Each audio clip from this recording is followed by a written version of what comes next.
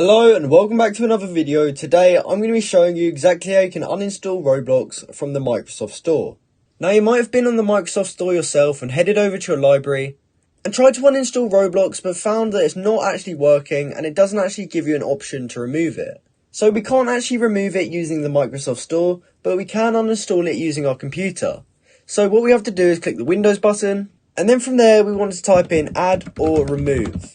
And then we want to click the first option, add or remove programs. Now from here, we will be able to see all the apps that are actually on our PC. And since we're trying to remove Roblox, we want to click search this list and then type in Roblox. From there, we see an option like this where it says Roblox Player 4 and then your PC name. So when you found that and you're happy to uninstall, you can click uninstall, uninstall again.